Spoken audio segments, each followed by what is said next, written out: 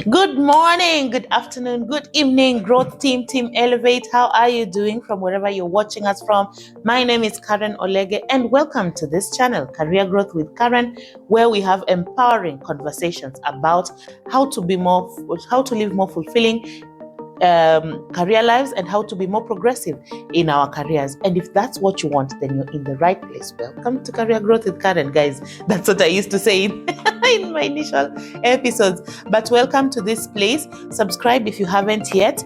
Please like our content, comment on the content, and share it with your network so that they can also be part of this community where we are elevating our careers. Today, we will be debunking the age-old question about work-life balance. Let me tell you, since I started doing this channel, I don't know, 2 years ago, 1 year ago, 2 years ago, you have been asking me about work-life balance. Now, today, I finally have the nerve to talk about work-life balance. And the reason why I took so long, okay, I will tell you the reason why I took so long before I did that that episode. But today, we will be talking about how to achieve or how to attain work-life balance with your career. So welcome to this channel and let's get started.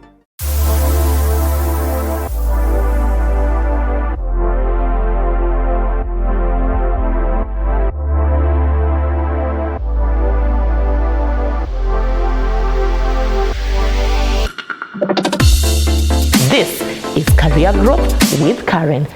Yeah, so let's talk work-life balance, guys. So the reason why I actually did do this episode earlier is because I have a very different view about work-life balance. Because when people ask about how do I achieve work-life balance or how do you achieve work-life balance, they expect you to give maybe a formula or maybe say how you divide your time amongst the various things that you do and how you're able to meet expectations in every corner in the right way.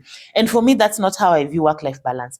And that's why I just took so long, because I knew I have a contrary opinion and I was not ready for for your comments. I was not ready for your feedback on that. But I finally have the audacity to talk about my opinion or my view about how to achieve work-life balance and how I feel I have achieved work-life balance so far. I don't know how it's going to look like in the future, but how I have achieved my work-life balance so far. And then you will see, we'll talk in the comment section and you will tell me whether that makes sense, what you think about it, and whether it's something that you can do. I also know there are others who have been able to just debunk this whole question, especially those of you who've been in careers for ages. So also feel free to tell us, what are you doing to achieve the work-life balance? And first of all, is it even something that exists? Because there are people who are like, it doesn't exist. There's nothing like work-life balance. We're here to pay bills. So you just work, pay bills, because at the end of the day, are you not gonna work? So there's that. There's also people who call it work-life integration because they say, they are not separate. Your work and your life, is not separate. It's the same thing, and therefore you're trying to integrate. But whatever we call it, we know what we are talking about. We are talking about you being able to work and you being able to do everything else that you need to do. And I know, especially people who have families, this is really an issue, because sometimes you have other commitments that you want to take care of, and you just don't know what percentage of time should I give here and should I give there, and how do I manage everything. So I will be attempting, guys, I'm attempting to answer that question by just giving you my opinion or my take on that. So is it possible to achieve it? I think it is possible to achieve work-life balance. Is it possible to achieve is it something you achieve at a moment or over a period of time? I think it's something you achieve over a period of time and not at a given moment. And why do I say so? It's because, remember, we are talking work and life. Life is a continuum. So because life is long, you will eventually have attained work-life balance after a period of time, and not necessarily at a moment. Work-life balance also looks different for different people. Why? Because we are living different lives.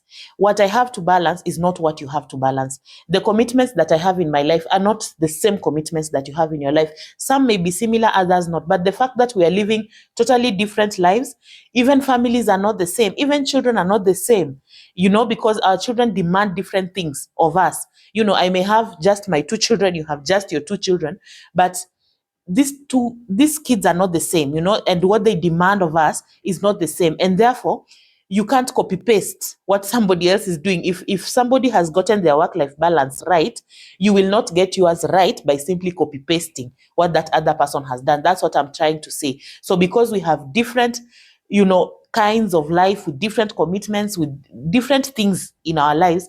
Therefore, our work-life balance cannot look the same. We can only learn from one another, but we cannot copy paste. So to say that you're trying to do what Karen is doing or what someone else is doing, I think there it's how you start to fail.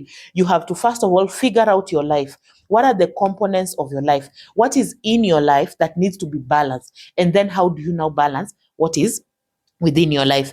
So before you figure out the components of your life, it will be very difficult for you to even attempt to say you're balancing anything. You need to understand your life first and your commitments first. And why I say that is because sometimes we don't take time to pause and ask ourselves what's important. What's important in my life?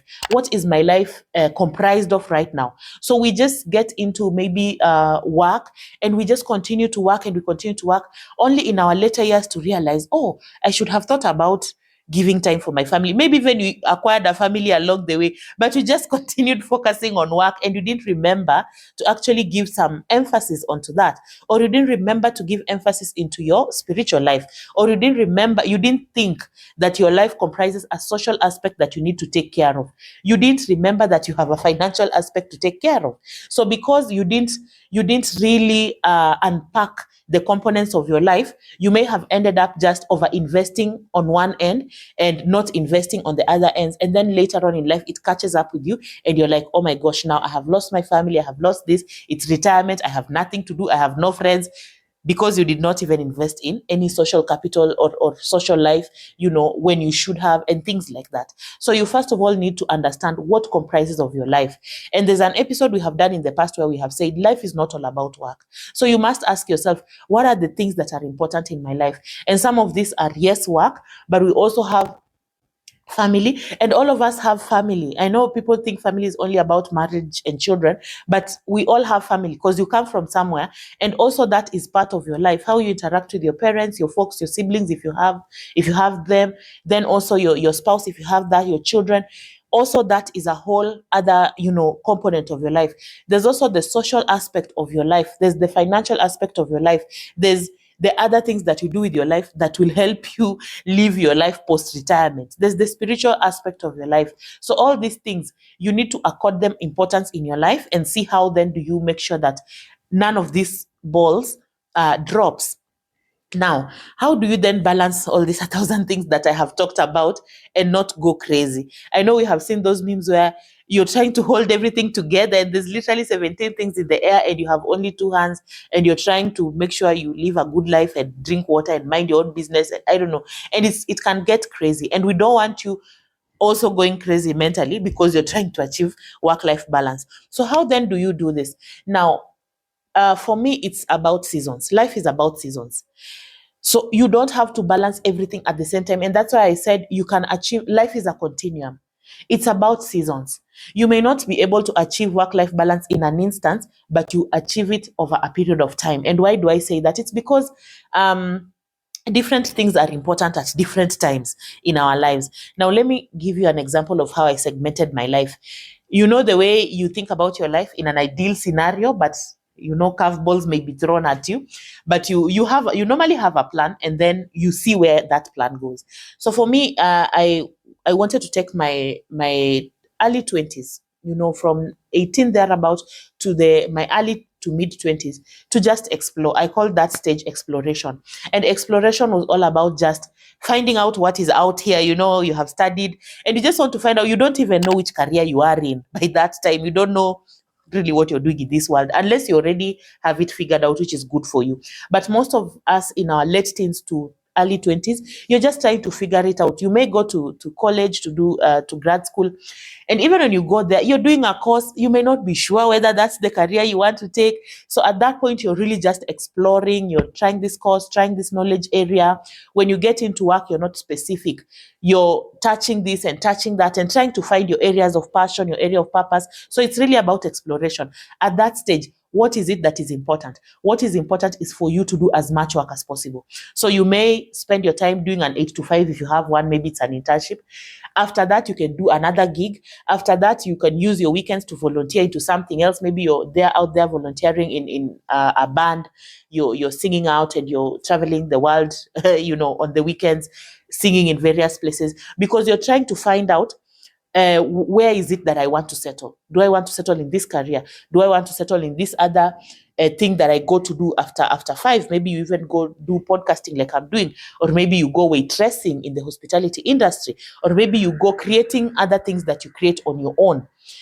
Maybe at that time on the weekends, you're out there volunteering in the humanitarian space. Maybe you're doing some community development work. So at that time, you're really not sure which of these you want to pivot on, and you're taking your time just to explore and discover yourself. So at that time, what is it that's important? It's this kind of being all over the place, working and doing everything. That is what is important, and making the social connections. Of course, at that point, you may not be too much into studying apart from just the usual. Maybe you're in grad school, you may not be doing other things, more studying than that, because even if you're to get into professional courses and all that, which professional course are you doing before you actually decide which career you're plunging into? So at that time, you're most likely not doing professional course, you're most likely not doing your master's. It's my opinion that it's too early at that time, because really you don't know where you're pivoting in. And I'm one of the people who did some of those certifications and masters early before deciding where my career is going. And then I just ended up having a useless bunch of papers because my career trajectory right now has nothing to do with those things that I did. So at that time, it's more of the exploring. Most likely or likely, you don't have very serious family commitments at that time. Maybe you don't have a child yet. So that means, again, you have this freedom of time where you can do more things without necessarily being glued to, I must be home by 6, something like that. So at that stage, you're overdoing the working and the exploring, because that's the stage of life where you're in your mid 20s. For me, the mid 20s now to the late 20s was a stage I called growth. Why did I call it growth? It's because at that point, I have discovered what I want to do, or at least I have an idea of what I want to do or what I want to focus on career wise. So at that time, it's to grow myself in that particular space. And for me, it was the human resource space. So I had tried, and I tried different things, guys. If you've been watching my content, you know that I was in project management. I did sales for banks. I was a teacher at one point. Like, I did a whole lot of things. And then I came to realize that my space is actually in HR. Of course, by then I had already done the CPAs and all the useless things I have talked about, which never really added value to my profession going forward. But that was when I was a bit ignorant. I didn't have the information I have now. But at that point now, it was about growth. I wanted to now grow and go deep into HR and understand it. So at that point, I started doing professional certifications that are HR related. That's when I did my coaching diploma. That's when I did my SHRM, for example. That's when I did my CHRP, because now I was anchoring myself as a HR person. So at that point, now I'm not doing exploring. I'm not doing volunteering. So these 100 things that I used to do before, I was now not doing them. I was focused on one career, and then I was using the balance of the time in studying, mostly studying. So my after work used to be studying. I'm doing this course, I'm going to class. Actually, I used to have sunrise classes and thank God for virtual, because now things went online post-COVID. So I used to have sunrise classes for my professional certification. Then I would work during the day, and then in the evening I would do my postgraduate studies. So at that time, you can be all about studies, and it can look like your life is all about studies, but that's because that season is about growth, and it's about anchoring and pivoting yourself in one profession. And again, if at that point you still don't have family commitments, you can see how easy that can be, because you can manage the early mornings, you can manage the late nights, because you don't have maybe a young one who needs your attention, or any other family member that needs your attention. So at that point, you may be overdoing more of the studying, because that is the phase of life where you are in.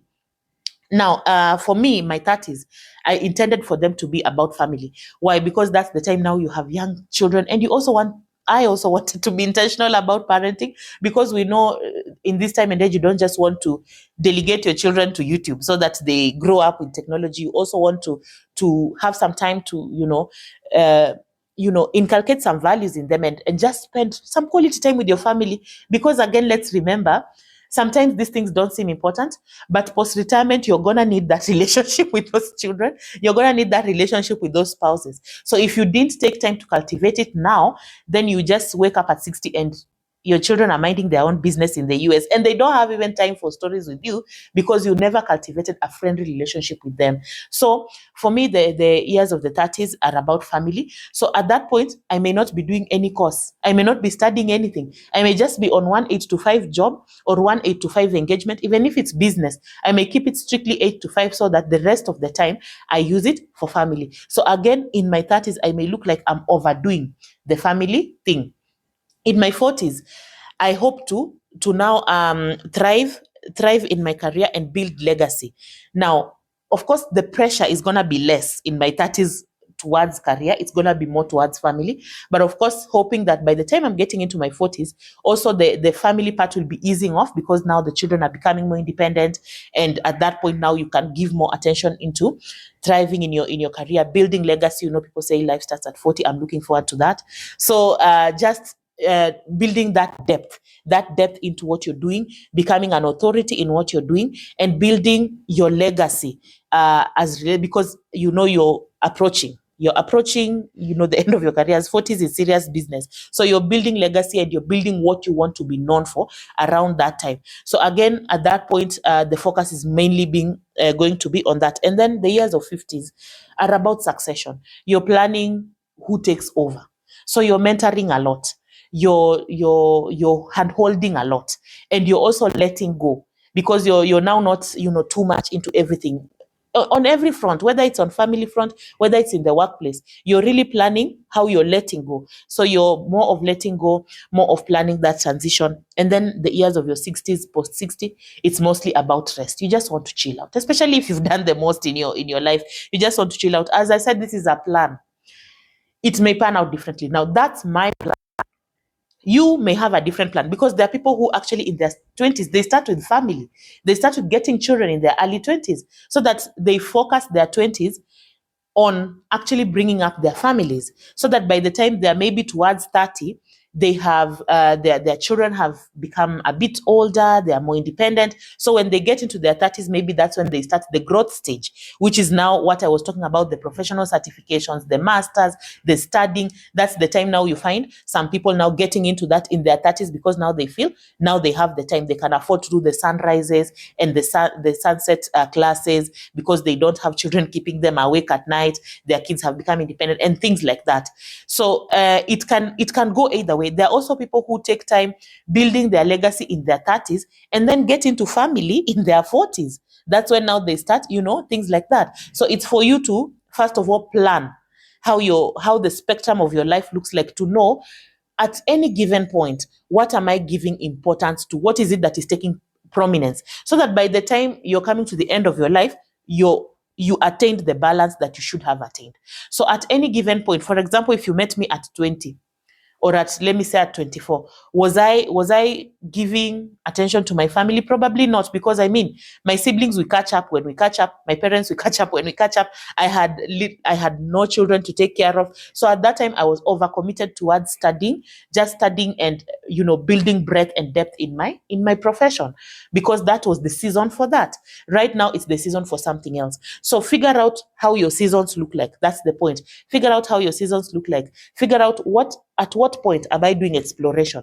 At what point am I doing growth? And when you're doing growth, then plunge into growth.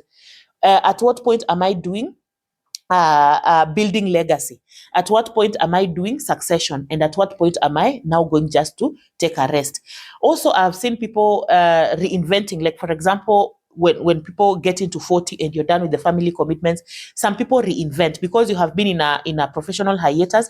They reinvent and they decide, now I'm not going to be in employment anymore. I'm just plunging into business. Or I have been in this HR space too long. I want to get into law. You reinvent at that point. So you reinvent and build a legacy as per how you have reinvented yourself. There are people who they have a season where they actually get off work completely and off business because they say, I want to take care of family. So they actually decide to be stay-at-home moms or stay-at-home husbands at that time so that they can be intentional about family. So you can see at that time they will be overdoing. the family part and not having, profession, or maybe just taking on a bit of volunteer something on the weekends, but they are giving more attention on the family because they have paused on work and other things. So at that time, they may look like they don't have the balance because they're overdoing the family part, but it is because that's the season for that particular thing. So how do I view work-life balance? I look at life as a continuum. And I think that at every given season in life, you need to decide what do I call this season? What is this season for? And then you over focus on that thing so that you achieve that thing, that specific thing for that season, and then move on to the next season where again you focus on another thing. So I'm just trying to give you some to encourage you who is there, you're 24, you're 25, and you're trying to figure out why people are talking about work-life balance and you're thinking that you're not balanced. You are actually balanced if you're giving more into the specific thing that you have decided is your season for that time. That mom who has decided, I have to be a stay-at-home mom because I'm taking care of my children, and people are telling you can't just be there sitting at home, you have to be working, you have to be doing this. You are totally okay because that's the season for that particular thing. If you find yourself you're in the season where you're just doing a lot of studying and building depth in your area of expertise, and people are telling you now you're not balanced because you don't have family on the side or something like that, you're totally okay because that's the season for you to build depth and breadth in your area of expertise. And in the long run, as long as you have your whole life figured out and you know what stages you want to have and at what points, then I think in the long run you'll be able to achieve the work-life balance. So that's my take on work-life balance, guys. My take home for you is figure out the stages in your life. We call them life stages in HR. Figure out the stages in your life. And I alluded to life stages at some point when I was talking about benefits in one of my earlier episodes, because also each of these life stages, there are different things that will be endearing to you. When you're in the study phase of your life and you're looking for employment, you want to get an employer who sponsors education because you will benefit from that. You want to study and somebody is sponsoring education, you will benefit from that. Right now, if I get somebody who wants to sponsor my education, I'm likely not to benefit because I don't have the time in my hands to do a course. But when I had the time to do a course, I was looking for employers who have those kinds of benefits.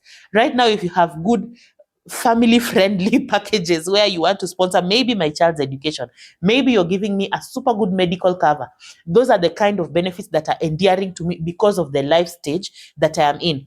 Probably when I'm in my 40s and I don't need those kinds of benefits anymore and I'm trying to build a legacy, at that point I may be looking for an employer who can pay my golf membership my golf membership somewhere for 1 year, because at that time I'm building legacy, I'm looking after building depth in where I am, I'm looking at thriving, I'm looking at seriously leveraging on networks. So at that time I really want maybe an employer who will give me that kind of benefit where I'm able to perhaps meet people of my caliber who I want to network with in a certain way. So again, even when you're positioning yourself in employment, if you understand your life stage, you'll be able to select the right employer for you who supports that specific stage of life that you are in. I hope this has been helpful to you. And if you have other comments, I know you must have opinions, because work-life balance, I may not have presented it the way you thought. And it's exactly for that reason that I had avoided it for so long. But I'm ready for the conversation now. So let's talk about it in the comment section. You tell me whether this makes sense. Tell me how else you have been able to figure out this work-life balance in your own space.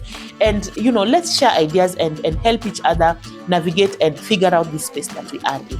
That's it for today, guys. Please subscribe to the channel, comment on the comment section, share the content, like. As we said, we will be embarking on the live sessions much later after I have also figured out, because I am in that live stage where I need to figure out what time is good for the lives. So for now, all the engagement that we need to do will be here. Or you can find me on LinkedIn at Karen Olege, on Facebook at Karen Olege, on TikTok and Instagram at Career Growth with Karen. See you on the next one.